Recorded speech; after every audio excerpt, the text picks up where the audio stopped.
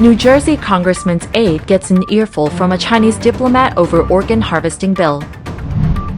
Military chief warns Marxism manipulates Chinese thinking to start a war against US. Did China collect real-time data from the spy balloon? Unconfirmed reports say yes. US government report, China still follows unfair trade path.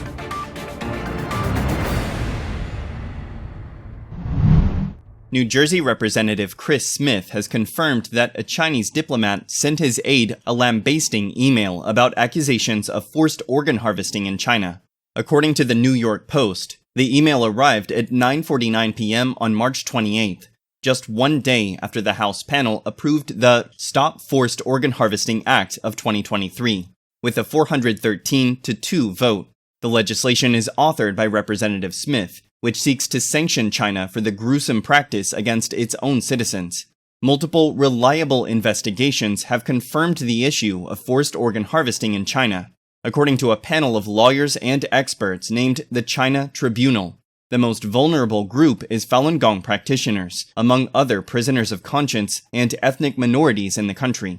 The letter is addressed from a Gmail account that is believed to belong to Zhou Zheng, the Congressional Affairs Chief at the Chinese Embassy in Washington. It flew above all existing investigations and reports worldwide about China's industrial-scale forced organ harvesting practice, and claimed it was merely a scam. Parroting the Chinese government's rhetoric, it took a swipe at Falun Gong as a cult, while saying that all ethnic minorities in the country are protected. Completely ignoring the atrocities these groups faced, it scapegoats all allegations as baseless hype and anti-China moves. Zhou added, "Look forward to any argument Congressman Smith or you may have. Best wishes." Representative Smith told the Post that he would like to travel and investigate the situation himself if China is so confident it is guilt-free. He compared Zhou's assertions to questionable rejections of the 1989 Tiananmen Square massacre of pro-democracy demonstrators. Smith said, "They get the healthiest people they can find. They're healthy, and then they murder them and take their organs. I mean, that is so barbaric. It's something that Joseph Mengele from the Nazi Party would love. It's outrageous." The Post reported that Zhou used the same Gmail account to confirm the existence of the email. He wrote, "I can confirm the authenticity of our opposition to the ridiculous bill raised by Congressman Smith. It is nonsense to accuse China of forced organs harvesting." A study by the American Journal of Transplantation in 2022 confirmed at least 71 cases wherein the donors were subjected to execution by organ procurement. While China claimed it had banned the bloody practice since 2015, human rights advocate David Kilgore testified in 2019 that the operations have only become more secret. Kilgore said, according to ABC News, "This crime is not only continuing, we document that it's in fact getting worse. The machinery that's taking organs from Falun Gong is getting greater, not smaller."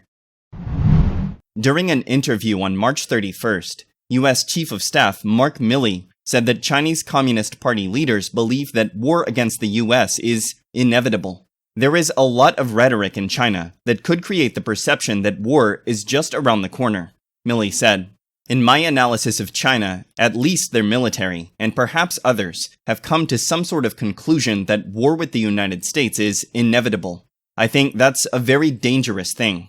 General Miller said Marxist ideology is responsible for intensifying this trend among military officers and Communist Party leaders. They come from a Marxist ideology. They believe in historical determinism. They believe in a linear approach to history, Milley said.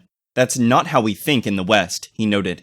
Milley also noted that Xi Jinping determined a 2027 deadline for an attack on Taiwan. The decision to invade has not yet been made, but the regime is nonetheless intentionally increasing its capability to do so, the Chief of Staff said. "They are training and acquiring equipment to do just that," Milley said of the CCP's readiness to invade Taiwan. As of now, it could take 3 to 4 years for CCP leaders to get a sense that the costs outweigh the benefits if they decided to act on Taiwan, Milley added. The most senior military officer has repeatedly spoken out about the CCP's threat to Taiwan and the entire Asia-Pacific region. In July last year, Milley had a meeting with his Chinese military peer, General Li Zuocheng. who told him that there was no room for an agreement regarding Taiwan. Moreover, Li Zuocheng added that the US should take responsibility for its actions with Taiwan and end collaboration with the island nation. In that meeting, Milley warned that China is not only interested in Taiwan, but intends to expand throughout the region.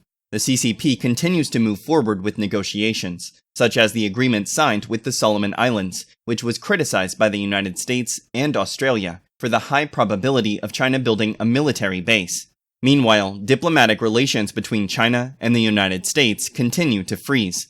For the past 3 months, the Chinese embassy in Washington has been waiting for a new ambassador. Although the United States does not recognize Taiwan as an independent and sovereign nation, it continues to support it with weapons and military equipment, something that constantly infuriates Beijing. On April 3rd, the U.S. said it could not confirm reports that China's regime had collected real-time data from the spy balloon as it flew over sensitive U.S. military sites earlier this year. According to Reuters, the Pentagon spokesperson Sabrina Singh said, "I cannot confirm that there was real-time transmission from the balloon back to China at this time," adding, "That's something we're analyzing right now." In a report on the same day, NBC cited 2 sources saying that China's spy balloon may have passed real-time data to the Chinese Communist regime despite the U.S.'s interception efforts. 3 officials told NBC the balloon was able to control the flight of the balloon and transmit information directly to Beijing. The officials also claimed the information gathered was electronic signals collected from weapon systems. Senator Roger Wicker, Republican, Mississippi, ranking member of the Senate Armed Service Committee, said, "We have consistently learned more from press reports about the Chinese surveillance balloon than we have from administration officials. I intend to hold this administration accountable." Earlier this year, the Chinese balloon hovered over the United States and Canada for about a week before the U.S. Air Force shot it down over the Atlantic coast on President Joe Biden's orders. In a report on February 7th, Reuters said U.S. officials claimed that China's regime could control the spy balloon as it flies over the United States, sometimes to the left, sometimes to the right. However, before shooting it down, the Biden administration underestimated how dangerous the Chinese balloon was to national security. The incident prompted U.S. Secretary of State Antony Blinken to postpone a scheduled visit to Beijing, increasing strained relations between Washington and Beijing. The Office of the U.S. Trade Representative, or USTR, on March 31st released the 2023 National Trade Evaluation Report on Foreign Trade Barriers, which says China's state-led non-market economy and trade practices continue to give Chinese businesses an unfair competitive advantage.